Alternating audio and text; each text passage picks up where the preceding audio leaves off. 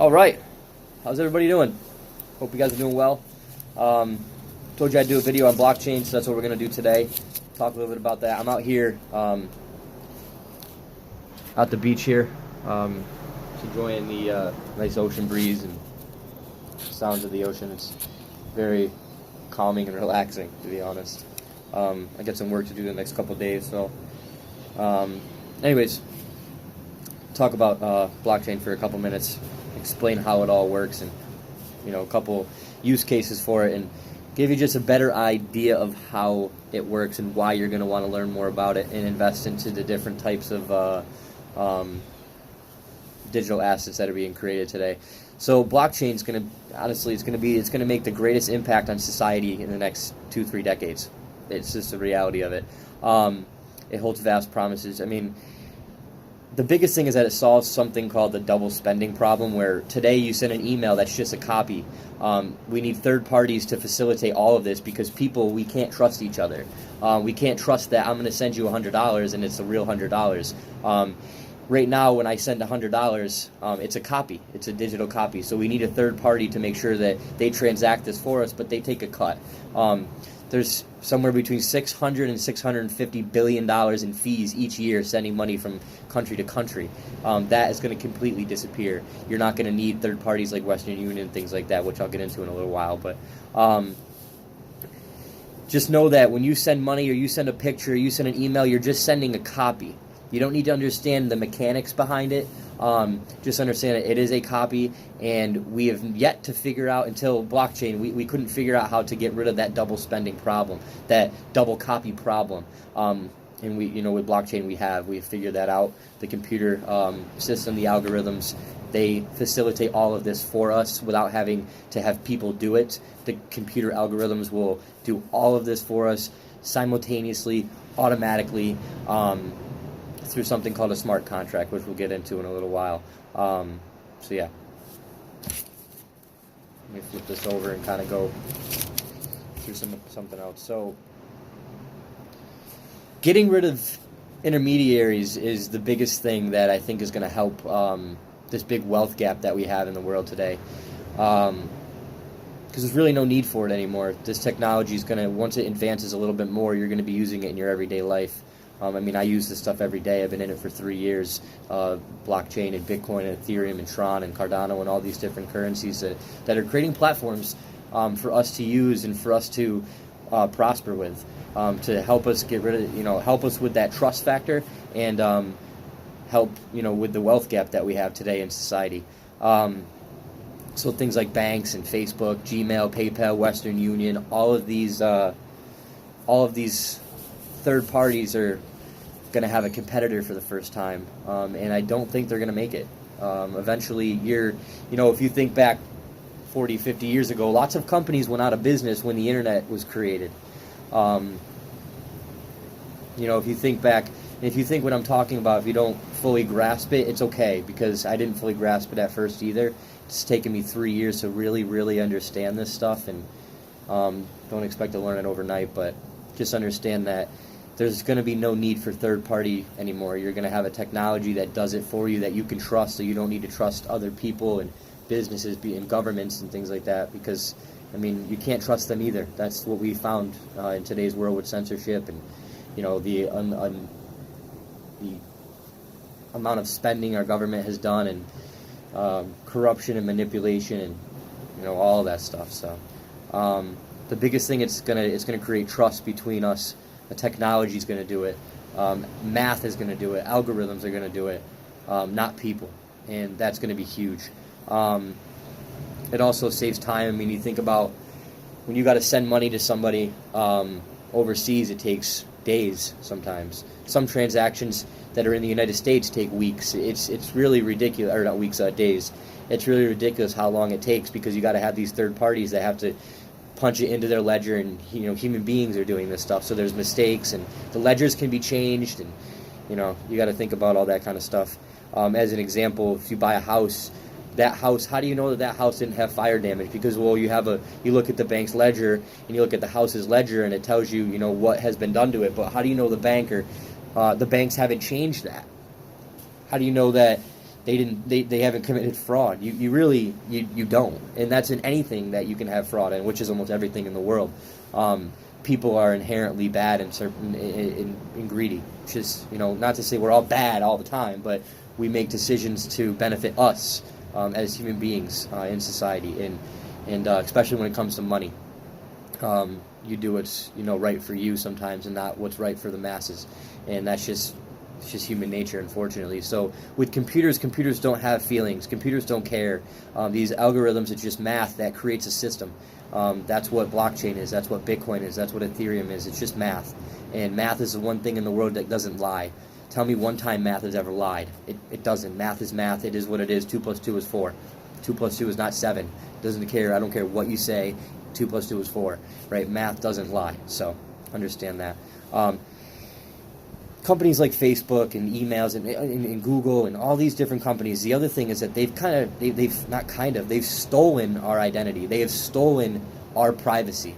When you send a message on Facebook Messenger, people at Facebook can see what you're talking about. I'm going to go as far as you send a nude picture to somebody, your significant other, that your significant other is not the only one that's seeing that picture. That picture can be seen by whoever. That's why these hacks have happened, where celebrities have had photos released of them naked and yada yada. This system is not completely secure, and the blockchain system is going to eliminate all of this, so that when you do send something, it is completely secure. It cannot be hacked, and that's the beauty of this. And some of you will say, well, Bitcoin has been hacked, and no, exchanges have been hacked, where you may keep your money. But if you have a hard wallet on your phone or on your computer, you're the only one in the world that has access to that. There's no Bitcoin king that can, hack in and grab your information and sell it and whatever. It's not possible, which we'll get into in another video that's very technical. I'm going to do some technical videos, but not today, because that's some super technical stuff that took me years to understand. But understand your privacy is gone. It's gone. Your data, you have data. You create data as a person. Have you ever noticed on your phone, it'll ask you to enable location services and things like that? The reason why your phone does that is because it wants to sell your data to the different companies around you when you're searching the internet to pop up ads. You ever notice random ads like, you're not going to get an ad from this car dealership when you're looking at this article when you're in Georgia from Massachusetts. The ad's not, it's going to be in your location. That is valuable. You have value as a human being using technology today, whether you're searching the web, whether you're on Facebook, whether you're sending an email, whether you're just going and living your life and going to dinner. When you open up your phone, your information is being sold. What you're doing is being sold. And that's how Facebook makes money, right, if you didn't know that. So pretty simple. That's how Google makes money. They're selling what you're searching for, what you're buying, and all these types of things, right? They get all the money from this, though. They don't give you any of it. So blockchain is going to change that. Blockchain, taking the third party out of it that gets all the money for data, right? That gets the billions and billions of dollars of data, and become, like Mark Zuckerberg, who's worth however many billions, Microsoft, who, Bill Gates, who's worth however many billions, and whoever that own Google, however many billions that they get every year from selling your data, you're going to be able to sell your own data. You're going to be paid to live your life. And that sounds crazy. I was explaining this to a college kid the other day, and he just couldn't wrap his head around it. And I said, I completely understand. You've never lived in a life without having a phone, without having the internet. So, you're 18 years old. If you're my age, approaching 30, approaching 30. Whoa. Anyways, if you're approaching 30, you've lived in a world where you didn't really have much technology. You were in the beginning stages of the internet and things like that. Especially if you're in your 40s and 50s, and it's a whole different ball game. And to think back then, think back 20, 30, 40 years ago and tell you that I'd be sitting on the beach right now in a condo on the ocean talking to you through my phone, whether I want to do it live or as a video, you'd be like, what? Okay, sure. You wouldn't even understand it. And when I tell you that you're going to be paid to just live your life one day by using the internet and letting these these currencies, because they're not companies, they're going to be owned by you. So essentially, it's just an ecosystem. But letting these, these blockchain ecosystems, letting them use your information, you're going to get paid for that. Your life is going to become valuable, and it's going to take those billions of dollars that one man or one woman is getting, and it's going to facilitate it back to us, and kind of help with that big wealth gap that we have today. That's what the internet was designed to do in the first place, for us to have free trade and free speech and be able to just do things for free. And it just got manipulated by governments and by big business and things like that. So understand there will be a big change in what you do and see and how you do it when it comes to technology in the next, say, 10 to 15 years. So let's see, I might have went a little further into this. Let me read this and just make sure I'm hitting the right points here. I guess the next thing I want to talk about, the internet was supposed to create wealth for us. And I guess I just kind of talked about that, but it was supposed to create wealth for us, for everybody. And, you look at YouTube today, I mean, you get paid pennies for views. Hundreds and thousands of views, you get paid pennies, while they're making billions of dollars off these ads. They make this and you make that. There's something wrong with that, and there's nothing you can do about it, because as much as there's those people out there that'll say, people will eventually, good will win. Good will not win without this technology. People are just inherently going to be greedy, and there's nothing you can do about it. I'm sorry, but that's just it. Until this technology is used by the masses.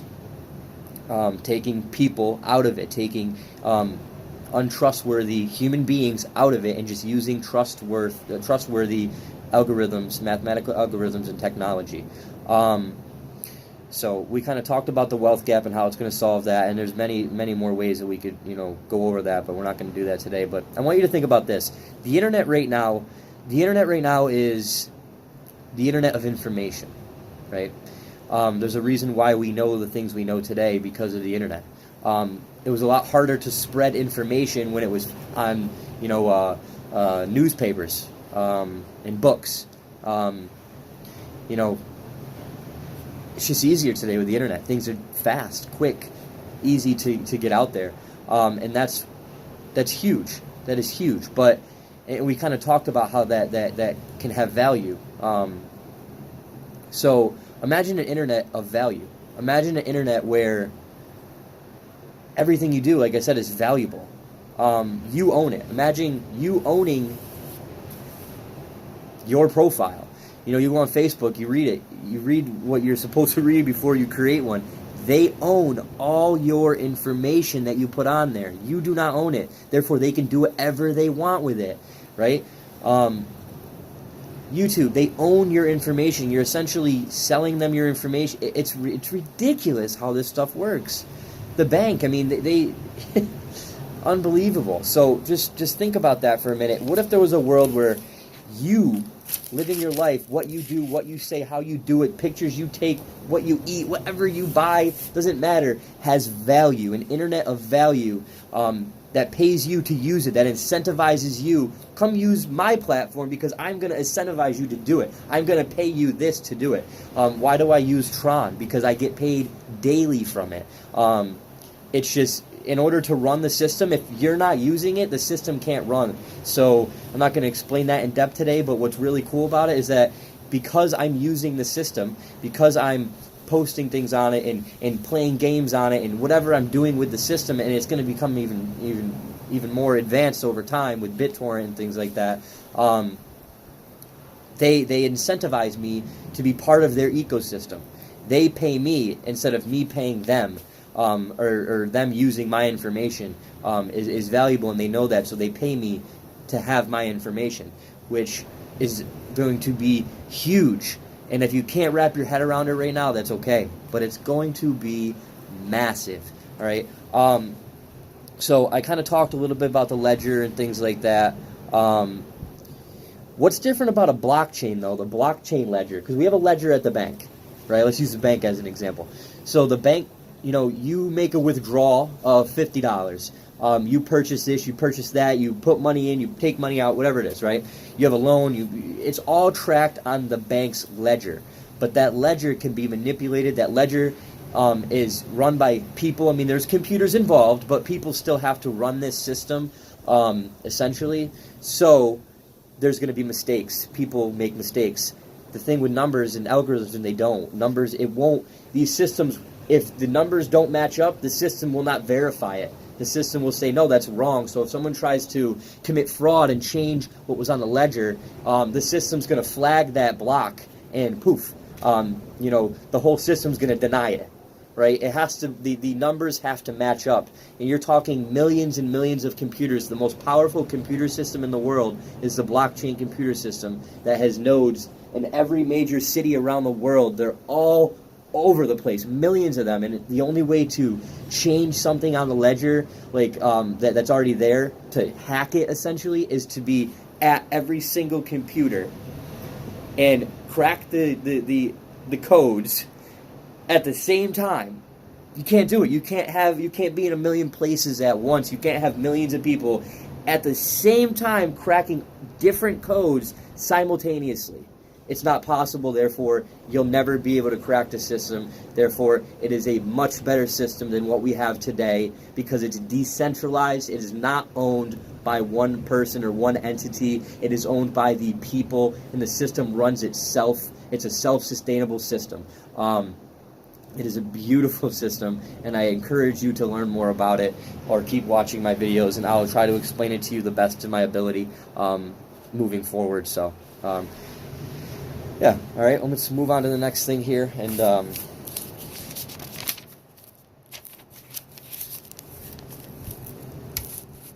so let's go over an example.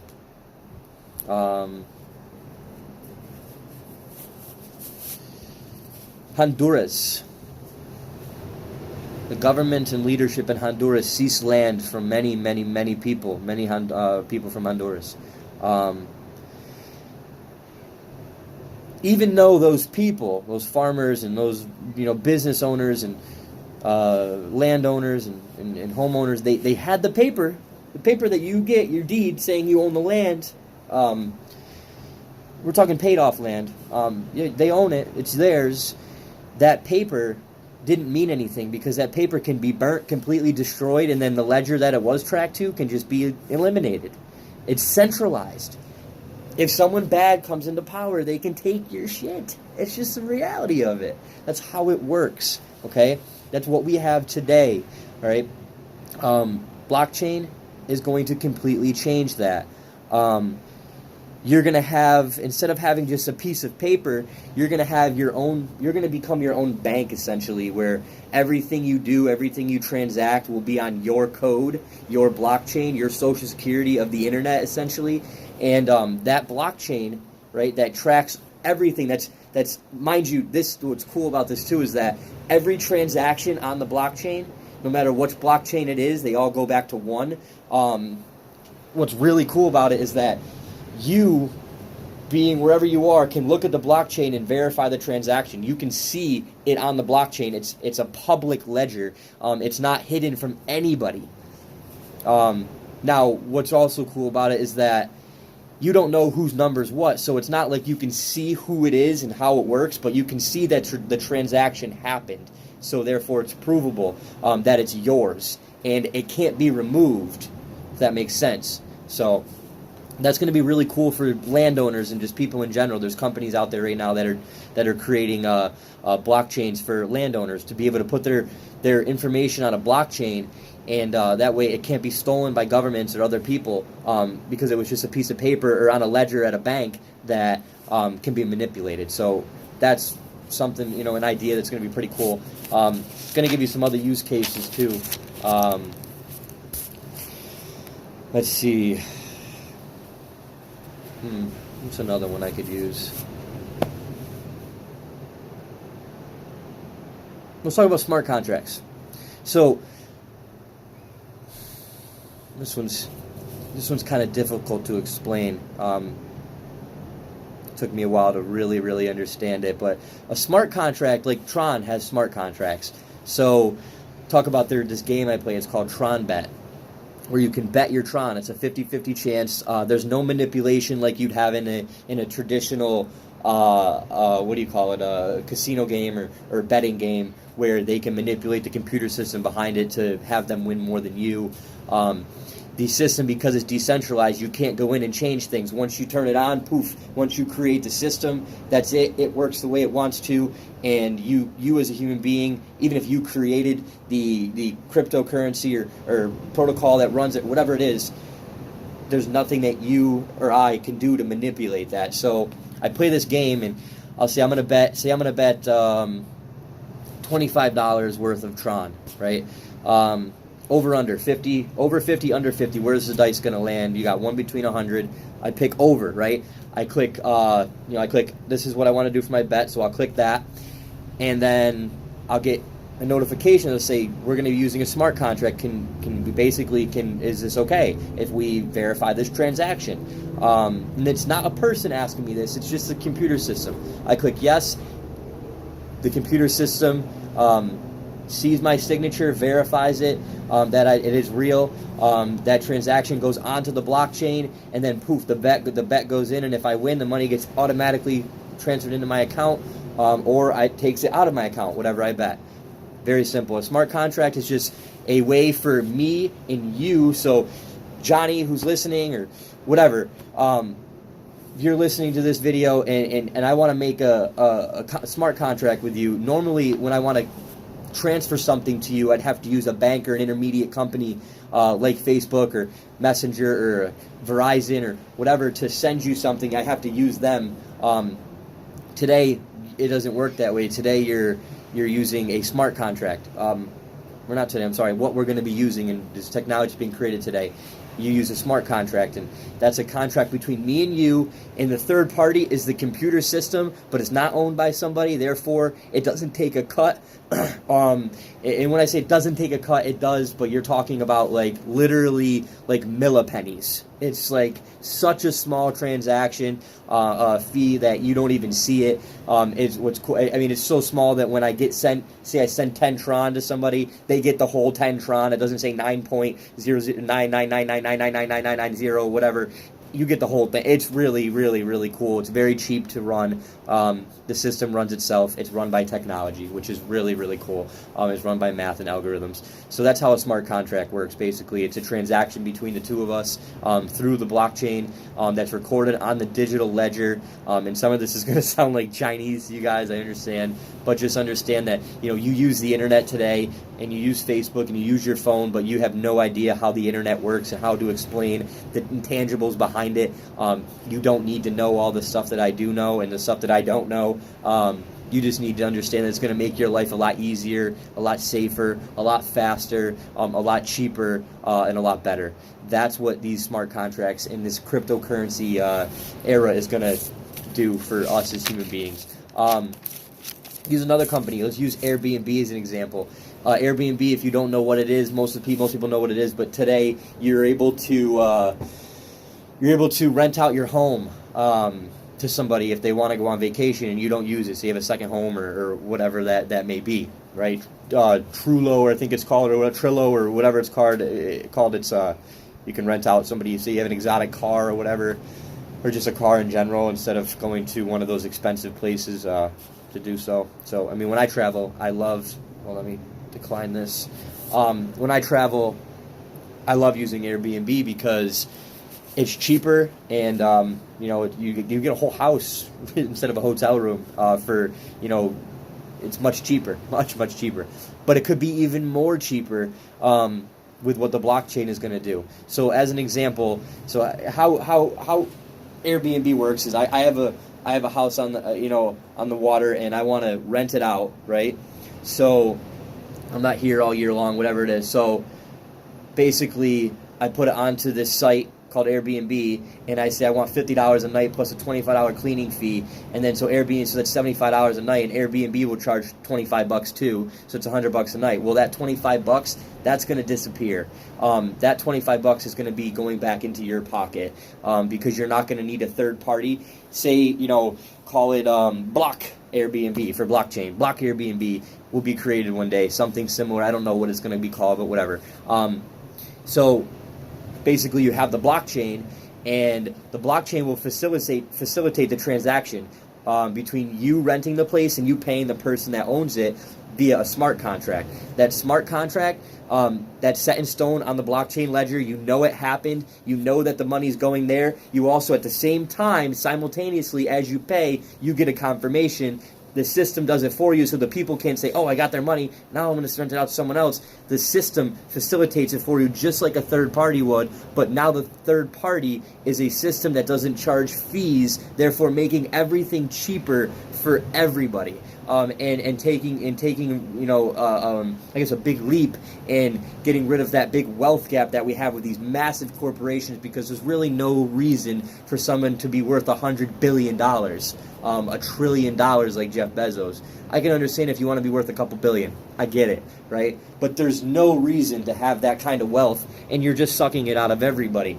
And this system is going to completely change what we're going to see over the next 20 years with business. And the big disruptors that came in, like Uber, like Airbnb, that disrupted the taxi industry, that disrupted the hotel industry, those big disruptors, Facebook and Twitter and all these different companies, Amazon, these companies are going to finally have their competitor. It's going to be huge for the everyday person to be able to use this blockchain system and be able to facilitate things without having to use a third party. So the little guy in Honduras or Africa that sells rice or whatever the hell it is that they're selling is going to be able to sell it directly to people and bypass having to use a third party that takes a huge cut of what they are making, right? Going to be huge. So just definitely, read up on this stuff, and you can verify what I'm saying. It's really an amazing system that's going to really revolutionize the world. Let's talk about sending money across border. You want to send money from here to Africa, it costs you 10%, 8%, 10%. So you want to send 100 grand, you got $8,000 to $10,000 to send that money. Say it's only 3%, $3,000 just to send a digital copy of money. Like, why? Because why? It doesn't make sense, right? So this blockchain technology, you're going to be able to, you can send money right now. If I wanted to send you Tron, I've told some of you guys on my Facebook that I'm going to be giving away Tron. And if this video gets up to 100 likes, I'll be giving away about $100 worth of Tron. That's what I'll do. I'll pick 3 random people and send out $100 worth of Tron. So if it gets to 100 likes. So yeah, just think about how this system works. It really is an amazing system where you can have, you have the ability to send value over the internet, and it's virtually feeless, and it's instantaneous. I can send money from here to Africa as soon as I click accept. If you open up your phone, you have the asset in your phone, in your wallet. And what's the difference in today's world? How often do you use a dollar? Right? How often do you use cash? It's very rare. Everything's digital. Where do you pay your bills? How do you pay your bills? And stuff like that. People say, well, if we ever have a big, world market correction again, like '08, put your money into gold. But you can't transact with gold. You can't. Where you can with Bitcoin. You can literally send somebody the equivalent value of whatever you want to send them in Bitcoin or in Tron or in these cryptocurrencies. It's easier, fastless, feeless, cheaper. It's just common sense. It's a trustful system. Not by people, but by the actual system. And then the time, it's instantaneously versus 4 to 7 business days. You ever have one of those days where, in the past I used to get from the bank, what are they called? Overdraft fees from the bank. Back, a couple years ago, I used to get those all the time. Trying to start a business and stuff like that. I never had enough money to make things happen. And I'd get an overdraft fee, but I'd look at my account and I'd be like, oh, I'm good, right? And then the money wouldn't come out that day when I spent it. It would come out 4 or 5 days later, and I forgot about it. And I'd get an overdraft fee or 2 overdraft fees or whatever.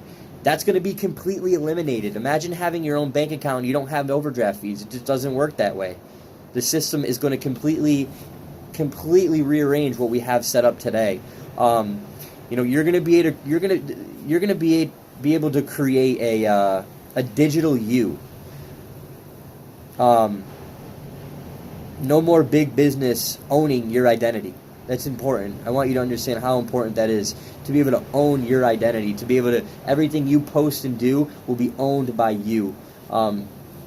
Beautiful, beautiful, beautiful system we have being created right now. And definitely you gotta look at me. You look at music as an example. This will be my last one. You got music as an example. Royalties. So you get 1 million hits on YouTube for a song that you got, and you get paid $50. You used to get paid thousands of dollars, thousands. But now YouTube and all these different companies they take a huge cut. iTunes charges $2 a song or $1 a song or whatever, right? What do you think the artist gets out of that? They get like a fraction of it. Why? Because you facilitated what? So there's people right now putting music on the blockchain using BitTorrent as an example, where Tron owns BitTorrent, and you post a song, or you want to post a song on. You say you're an artist, and you want your song, you want to put it on the blockchain, so you put it on BitTorrent, and every time someone uses it, not only do they don't need to pay $2 to buy the song anymore to download it, they're going to pay pennies, right? And it all goes to you, each individual, right? Instead of going to intermediates. And just going to that one person that owns that company. You don't need that anymore. You have a system that's going to facilitate all of this for you, that controls it for you mathematically without having a person do it, and then you can just use it. So that's kind of an idea of how the blockchain works. It's just a digital ledger like we have today in the banks, but it's not controlled by someone else. It's controlled by us, the people, and the system, essentially. Controlling everything that you transact with, and how you do it. It's all going to be trusted with a computer system that cannot be hacked and cannot be manipulated, which is going to reduce fraud and many other things. And I urge you, again, this is not financial advice. This is just some education on some really cool stuff that I think you guys should all get into. You guys should all take it, at least dip into it and understand it, because we're in these stages of, say, 1990 internet, 1988 internet. That's where we are today in blockchain.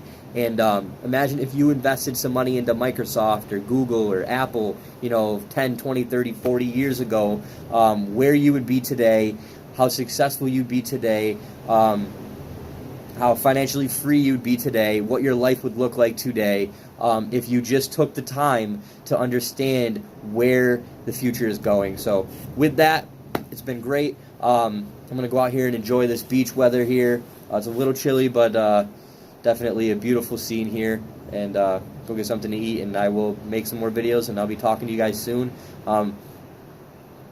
That's about it. All right. Everybody have a good one, and see y'all later. God bless.